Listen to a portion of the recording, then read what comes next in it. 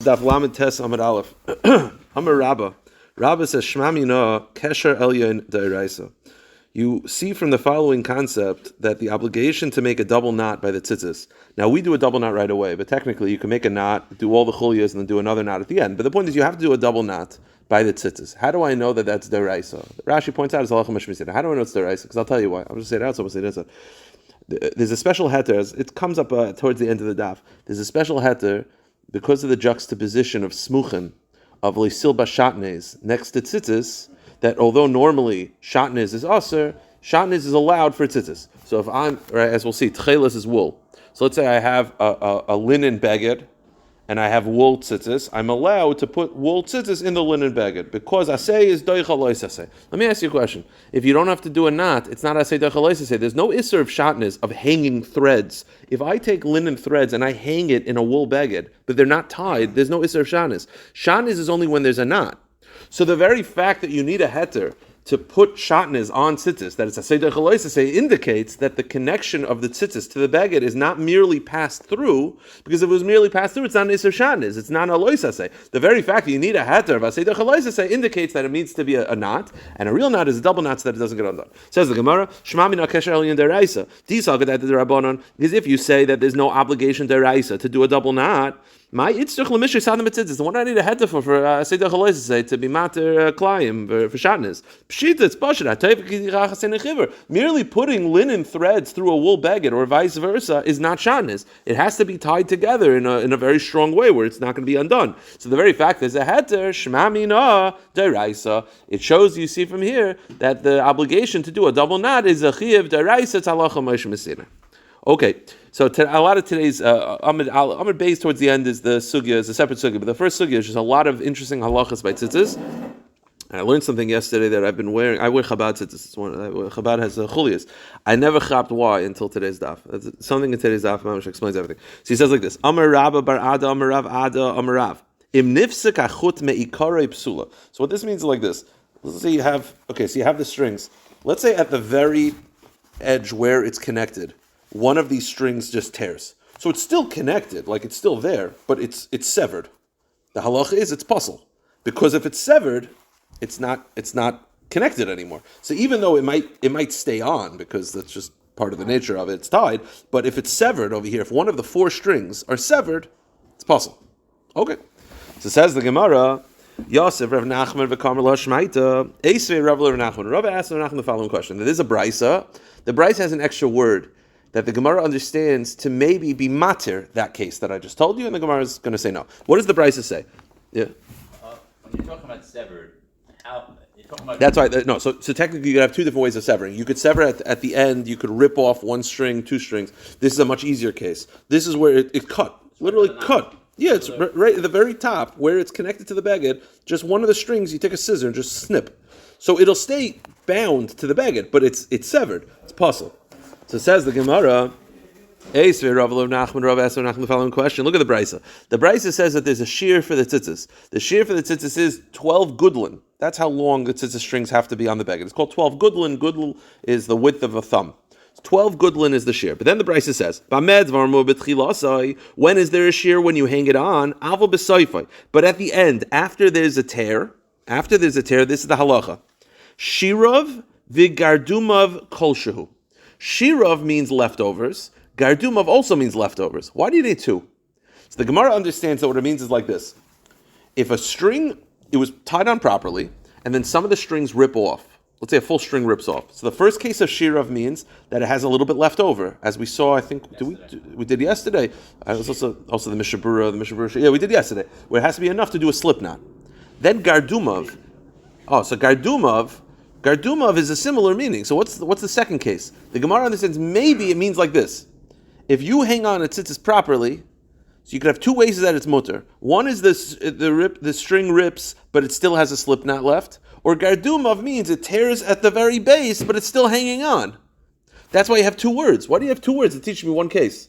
Shirav is where it's left over a slip knot amount, and Gardumav means remnants. What do you mean remnants? The Gemara understands maybe Gardumav means my case, where at the base it tears, but it's still connected, and you see it's kosher. So says the Gemara, Shir Gadumav Kolshu, my Shir Mar Gadumav, my Lav, Shirav Ifsik Minayu Vishtar Minayu. Shirav is where it rips at the end, but it still leaves the amount of a slip knot. That's the amount that's left over to make it kosher. In Gardumav, the Igardim Gardume. Gardumav means that at the very top where it was connected, it's severed, but it's still bound. So you see that it's kosher. Because if it's talking about the slip knot case, what do you need two words for? So the Gemara says no. If a taka severs at the base, it's puzzle. So what are these two words? The Gemara does it all the time. Chodakatani, Shirav Gardumav Kolshu. No, it's one case. Shirav Gardumav, the remnants of the severance. Okay, that's what it means. Okay. Valema Gardumav, so what do you need two words for it? So just say Shirav. Shirav, I'm sorry, just say Gardumav. What are you Shirav for? Hakamash1, to be in a Shir, the Gardumav Kedei. What it's telling you is, it's severed, there's a remnants, meaning it's not enough for it to, if it severs, you need the remnants of the amount to make a slip knot. But taka, if it tears at the very base, it'll be puzzle. So it says the Gemara, Yasiv Rav V'Kamar Mishmei the Rav. Chut shel krach oila min aminin. So we talked about this. Again, there's a lot of stuff is just aleph based because it's just how our tzitzis are made. But the Gemara is laying the foundations. The way you make tzitzis is you take the 4 strings, you put them through. It's now 8. One of them is longer than the rest. That's the chulia string, and you wrap that around the other ones, as we'll see the formation today. Says the Gemara, that string that wraps around the other one is part of the 8. Meaning, don't think there's 8 strings, and then I take a 9th string and wrap it around. No. One of the 8 strings is longer that you wrap it around. Okay. And that teaching was in the name of Rav. Amar Rav Yosef, Shmuel Amar Rav. Rav Yosef said, you should know that teaching I agree with, but it wasn't Rav. Shmuel said it. Okay. Itmarnami, Amar Rabbi Archana, Sachli, Rav Yoshid, Menusha, Shel Krachel, Rav Yoshid Menusha also said that in the name of Shmuel, that the string that goes around is part of the 8. Good. Yosef, Rabbi, Kamar, Mishmei, the Shmuel, Tchela, Shekarach, Ruba, Kshera. Okay. One more halacha. So when in these tzitzis, here, so you have what's called the psil and the gedil. The gedil is the part that's like knots and braided. That's the gedil part. And then there's the psil, which hangs out at the end. Ideally, as we'll see in a moment, the ratio is, we just had this in Mishnah Berurah Yomi, ideally the ratio is 1/3 pretty, wrapped around with the knots, 1/3 that, and then 2/3 strings. Says the Gemara, let's say you did the opposite. I did 2/3 that, and 1/3 stringing them. It's kosher, but it's not the best, but it's kosher. So it says the Gemara, Tcheles shekarach ruba. Rashi points out sometimes the Gemara used tcheles for the blue strings, and sometimes tcheles is just a term for tzitzis. Over here, it means tzitzis. Shekarach ruba. If the majority of the strings are tied and did the chulias, and only 1/3 of it is a remnant at the base, that's one of the guys, one of Jose's, one of Carlos's guys. Okay, Phil open the door for him. So it's kosher. It's kosher. The different teams, though. If they knock again, we'll open it. It's kosher. Amr of Yosef, Ram Amrav Shmuel, and he said, this is the name, you quoted the Shmuel, this is actually Rav. Okay, it's the reverse. Itmar Nami, Amr Rabbi Yehuda, Amr Shmeshis, Amr Rav Yirmiyah, Barab, Amr Rav, Tchela Shekarach Ruba Kshera. If the majority of the corner is braided and knotted, it's kosher. Says the Gemara, Rav Chia Breder Rav Nasan Masni Hachi. This is his version. Amr Rav Yehuda, Amr Rav Sheshis, Amr Rav Yirmiyah, Barab, Amr Rav, Tchela Shekarach Ruba Kshera. It's kosher. V'afilu Karach by Lechul Yachas Kshera. Okay. As we'll see, you have to have, okay. You have to have a double knot, okay? You have to have a double knot, and then you have to have what's called a chulia. The chulia is this part of the tzitzis that wraps around it. Now we have, as we'll see in a moment, we have five knots with 4 chulias, 4 different sections of chulias. That's our Masorah, as we'll talk about in a moment. But technically, if you have 1 chulia, you're yotza. What is the amount of strings to make 1 chulia? 3. So technically, all you need to be yaitze, all the shittas, halachah Sinai, all the maker adin is a knot, 3 wrapped around, another knot, and that's it. Everything else is minig. But technically, all you need is a knot, a chulia, and a chulia is 3 rotations, and then another knot. Okay. So the Gemara says, if you just did it once, you're kosher. It's not mahudr, obviously. The hidr is the way we do it, but once, meaning 1 knot. 3 rotations, a knot, you're good to go. That's called that's a chulia. A chulia is the terminology of knot, 3 rotations, knot. That's a chulia. That's a grouping. Says the Gemara, but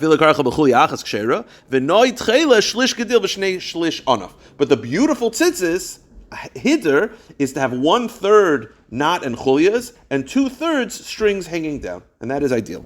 Says the Gemara, "V'kama shir chulya." Now, how many links makes a braid?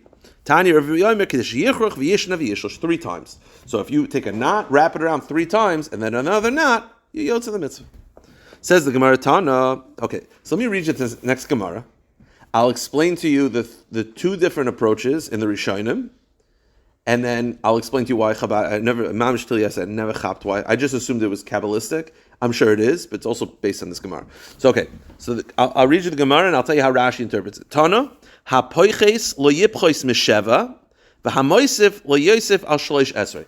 Rashi explains what this means is, ideally, you have to have a minimum of 7 chulias. Now, 7 chulias are not 7 rotations. It means 7 groupings of 3. Again, a chulia is 3 times. You should have at least 7 of those on your tzitzis. Now, first of all, if you ever look at like Teimani tzitzis, that's what they have. They have a knot, 3, 7 times. So Gemara says minimum of 7, max of 13, between 7 and 13. Now, obviously, glaring problem. None of us have this. Literally not one tzitzis outside of maybe Teimani. You cannot find tzitzis in the store that has a minimum of 7. I count 4. Right? If chulias, it's referencing the rotation part. And again, not the amount per, but the groupings. 1, 2, 3, 4. I count 4.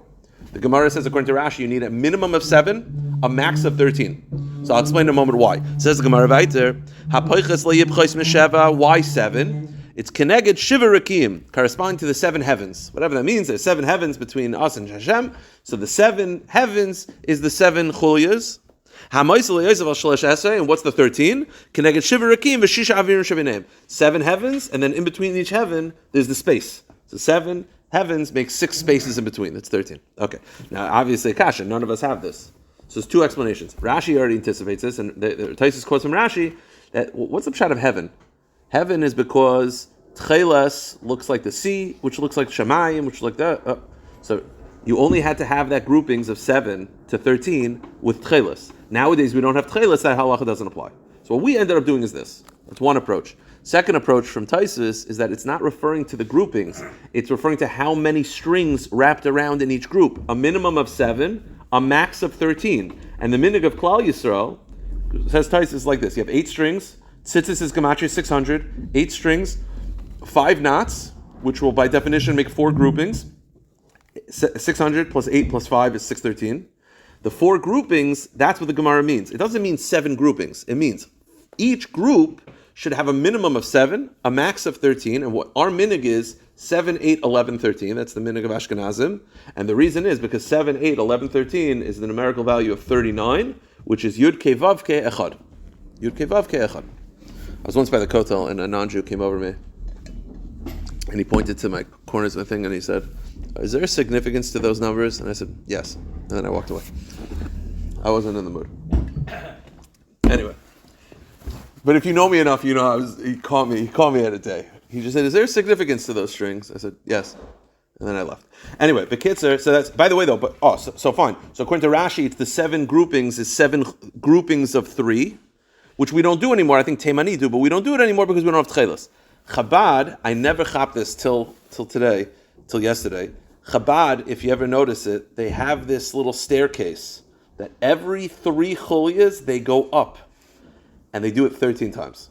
And that's a fulfillment of this Gemara. So it's not 3 and a knot. They keep the 7, 8, 11, 13. But within the 7 and the 8 and 11, 13, every third, they go up. As you'll see, it's mamish like a staircase. And that's to make separate chulias within this, the Mekayim Kol Hashitas. Okay, anyway, let's go back there. Says the Gemara, Tana. Okay, so when you had Tcheles, what you would do is like this.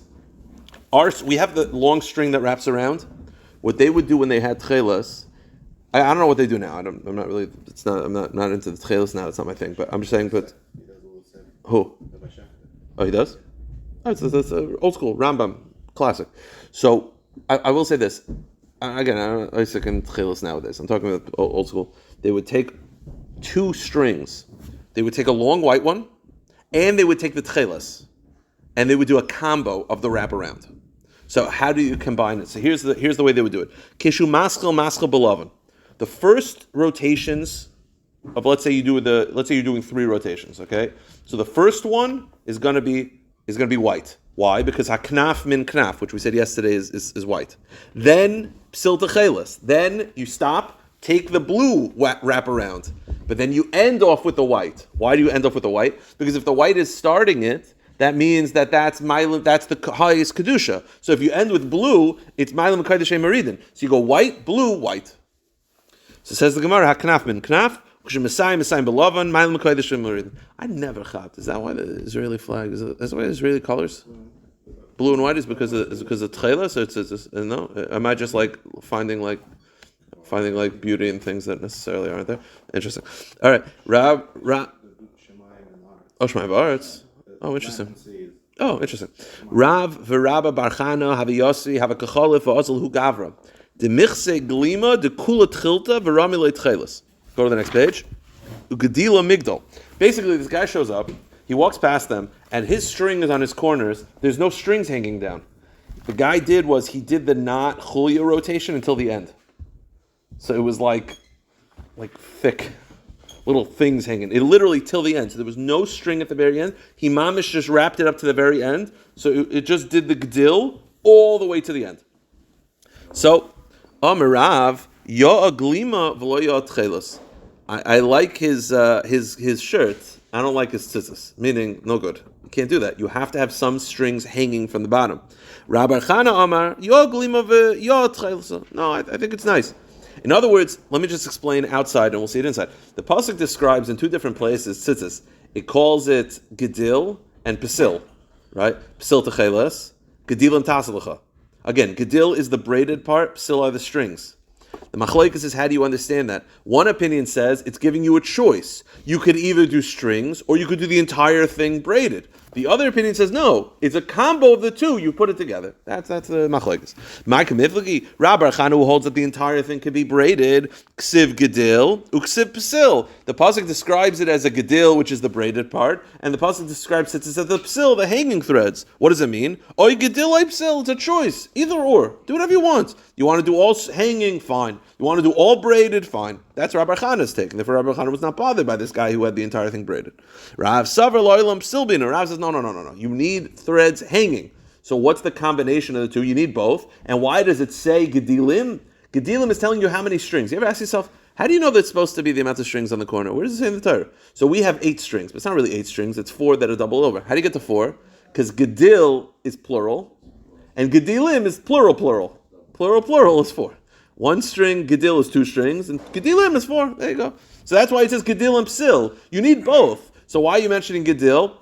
Gedil is saying that part of it is braided, and how many threads? 4. Says the Gemara, Hai Gedil minanu hudasa, Gedil shtayim, Gedilim arba. I say Gedil or Pislei Mataychai. It should begin with a braid and end with hanging threads. Okay. Now from here until the end of the daf, it has to do with the shaila of, is there an obligation deraisa of tzitzis on a beged that is not wool or linen? It's a machlokes, as we'll see. It's Rava and Rabbi Shmuel. According to Rava, there's a I'll say all the sheets outside because I think it'll help. There's definitely a chiv deraisa on wool or linen. That's for sure, because the pasuk says beged, and beged in the Torah is for sure wool or linen. There's no question. So if the beged is wool or linen, for sure chayiv deraisa. In addition, one thing to remember, tchelis is always wool. So you're already dealing with wool threads to start with. Every tzitzis is going to have wool threads. Fine. The shaila is, what about other begadim? Tani Rabbi Shmuel shita is, other begadim are not chayiv tzitzis deraisa, only derabanan. Meaning, if you're wearing cotton, according to Rabbi Shmuel, you are not chayiv deraisa. And if you use cotton threads, you're not yoytze deraisa. Rava disagrees. Rava says, here's your choices in life. You can go wool or linen, which are deraisa, or you can go the strings of the beged you're wearing. So, according to Rava, it's like this. I take wool threads, I can put on any beged. Fine. I can take linen threads, put on any beged. What if I take cotton threads? It depends. If you're wearing a cotton beged, then cotton is chayiv deraisa, then you could wear it. If you put cotton on canvas, or if you put cotton on whatever, polyester, you're not yaitza. That's Rava's take. So what's chayiv deraisa is wool or linen and any other material, and you could use the strings of said material on said beged. Okay. Starts the Gemara like this. Amr Shmuel Mishmei Levi Chutei Tzemer Poitim B'Shel Pishtin. If you take threads that are wool, you could put them on a linen beged, and you'd be yotzei deraisa. Meaning, do not think that it needs to be the material of said beged. Meaning, I could look at it that if you have a linen beged, you need linen threads. No, I could take wool threads and put it on the linen beged. Now, by the way, this is not such a chiddush, because the tchelis has to be wool. We're not talking about the tchelis. 2 strings are tchelis. I'm not talking about those. Those have to be wool, because that's what tchelis is. I'm talking about the other 2 threads. I'm wearing a linen beged. I'm allowed to take wool of the other 2 threads and put it on. The chiddush is that wool works even on linen. Now, that's not such a chiddush, because you already had wool in the version of tchelis. Now, the Gemara goes a bigger chiddush, and that is the opposite. So the Gemara says, Iboilu, here's the shaila. Pishtan ma'ushi yifter b'shal tzemer. Am I able to take linen threads and put it on a wool beged? Because now you could argue like this. You don't need to do this. You have a wool beged. Maybe you should just stick with wool threads. Or you say no. Wool and linen are deraisa. They work. They're like the jokers. They work on every beged. They automatically work. So wool definitely works on linen because tchelis is wool. So I'm already in the wool zone. The question is, what about linen on wool? Linen threads on a wool beged. That's the Gemara's kasha. So the Gemara says, "Iboilu shel pishin mashi if the shel tzemer v'shel pishin who departed the giving the chilta patar lavan nami patar." Do you say, well, you're able to put wool on linen because you already have tchelis on linen, and tchelis is wool, so might as well you're in for 2, add another 2. It doesn't make a difference. Oidil avol pishin b'tzemer loy, but to put linen threads on a wool beged, maybe it's not allowed. Oidilma no. Kiven nichsiv loy still b'shatnei semeru pishin yachlev gedilim tasalacha loyshna tzemeru pishin b'tzemer. Why is it you're allowed to do shatnez? Because when you have a linen beged, you have to put on tchelis, which is wool. So once wool and linen are allowed in all begadim. Perhaps there's a special magic card that wool and linen threads work on on each other, on other begadim. So the Gemara says, Tashema, Amar Rachba, Amar Reb Yehuda, Chutei Tzemer Poitim Mishal Pishin Poitim Mishal Tzemer. Tzemer works on Pishin works on Tzemer. They work on each other. And more than this, Chutei Tzemeru Pishin Poitim B'chol Makom. Now, Afilu B'shirayim. Now let me explain. There's 2 different ways to read this line. What this last line is, Chutei Tzemeru Pishin, wool and linen threads work on any other beged like silk. Now there's 2 ways to understand this.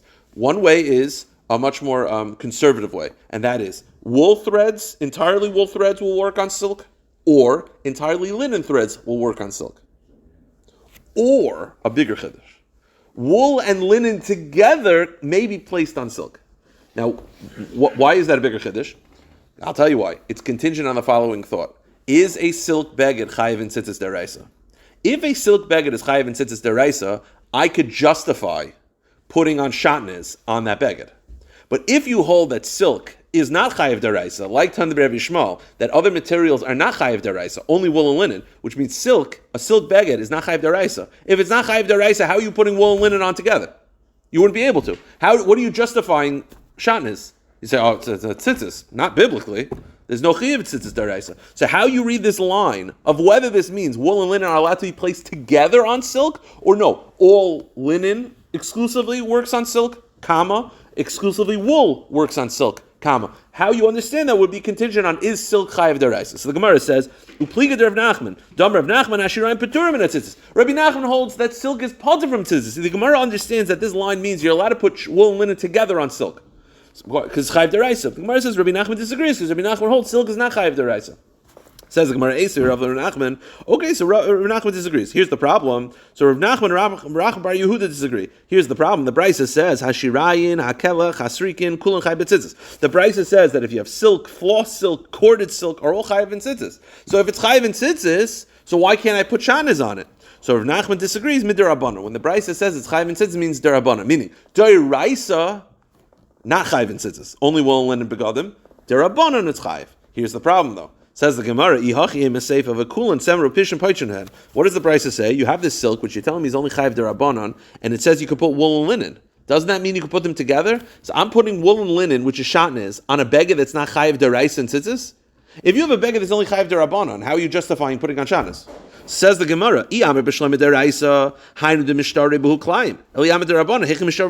if you hold that wool and linen, that silk is not chayiv deraisa and tzitzis, how are you putting wool and linen together? If you say it's chayiv deraisa, fine. It's not chayiv deraisa. It's only chayiv derabana. How are you putting wool together? So says Rabbi Nachman, ema oit semer oit pishin. You have to add a comma in that brisa. When it says semer pishin, it doesn't mean together. It means you could use either entirely wool or entirely linen. But you cannot pull wool and linen together on silk. Says the Gemara, just to finish up, it makes sense that you're not putting it together because silk is not chayiv deraisa, like Rabbi Nachman. Titani Seifa, the Brisa says, Hein b'minan paitrin, shaloi b'minan einan paitrin. The Brisa says that if you take wool or linen, it'll work on any beged, but non-wool or linen will not work. Now, I'amr b'shleim d'Rabbanon, hainu demifter b'minan. Eli amr d'Raisa tsemro pishin u'depater. I'm sorry. Diktani Seifa, hein b'minan paitrin shaloi minan einan paitrin. The Brisa says that you could have for other begadim, you could either use wool or linen threads, or whatever that material is, you could use it. So silk, you could use silk. So let me ask you a question.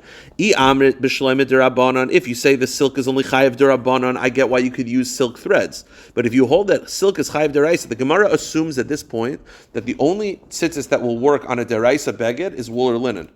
So the Gemara says, the Brisa says, you could take silk threads and put on a silk beged. Now, if a silk beged is chayiv d'Rabbanan, okay, it's chayiv d'Rabbanan anyway, so use silk, doesn't matter. But if you hold chayiv d'Oraisa, and the only tzitzis that are chayiv deraisa are wool and linen. Then how do I take wool or linen, which is deraisa, and I'm sorry, how do I take silk, which is deraisa, and put silk threads on it? When if you're telling me that the Brisa says to put on a silk beged, you have a choice. You have three choices: wool, linen, or silk.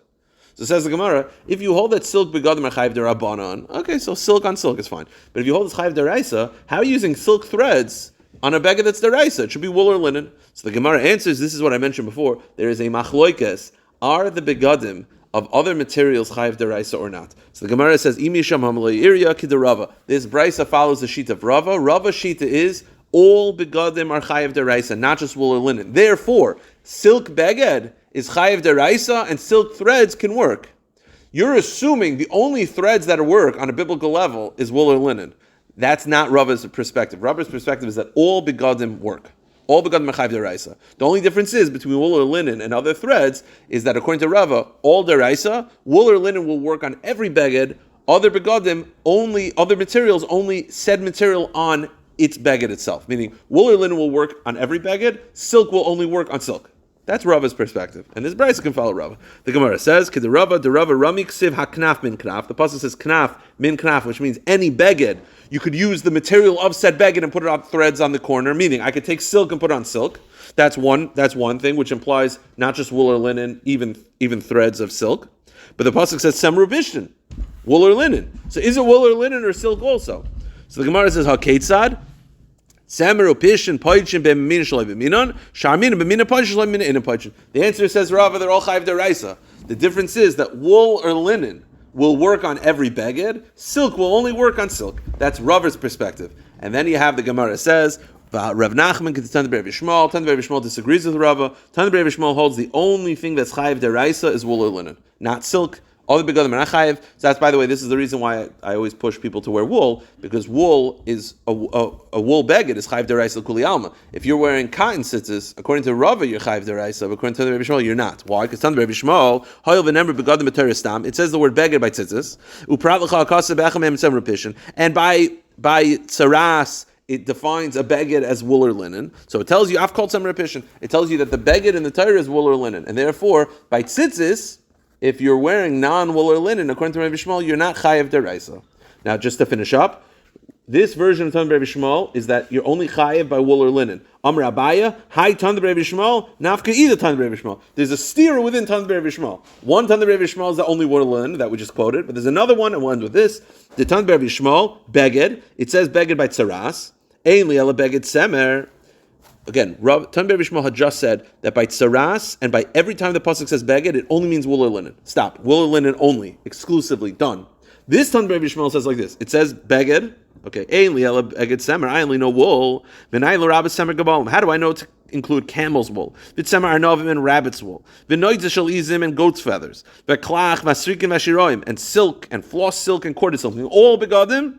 Tamid loymar oy beged. So this Tanna B'Rav Yishmael went with this. This Tanna B'Rav Yishmael is not like the other Tanna B'Rav Yishmael. The other Tanna B'Rav Yishmael stops. It's wool or linen. This Tanna B'Rav Yishmael says no. When the Torah says beged, it means silk and rabbit and goat's feathers, which is a thing apparently. So all of these are included in a beged. So this one would hold that other begadim are chayiv deraisa and says this as well. I will stop here.